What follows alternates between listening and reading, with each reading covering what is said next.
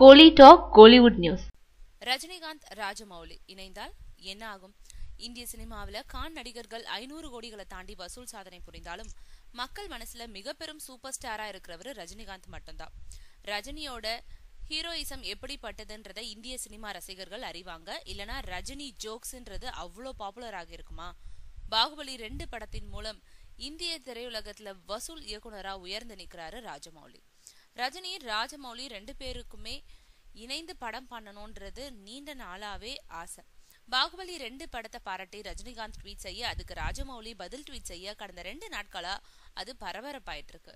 இந்த சமயத்துல பிரேமம் படத்தின் மூலம் மலையாள திரையுலகத்துல பரபரப்பா பேசப்பட்ட இயக்குனர் அல்போன்ஸ் புத்திரன் ஒரு கருத்தை பதிவிட்டிருந்தாரு. இயக்குனர் ராஜமௌலி சூப்பர் ஸ்டார் ரஜினிகாந்தோட ஒரு படம் பண்ணுவார்னு நம்புறேன்.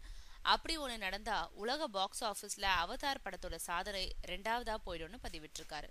பாகுபலி 2 படம் 1000 கோடியை தாண்டி வசூல் சாதனை படைக்கும்னு எதிர்பார்க்கப்பட்டு வரும் நிலையில ரஜினிகாந்த் ராஜமௌலி கூட்டணி இணைந்து ஒரு பிரம்மாண்ட படத்தை எடுத்தா அது எத்தனை 1000 கோடியை தாண்டும்?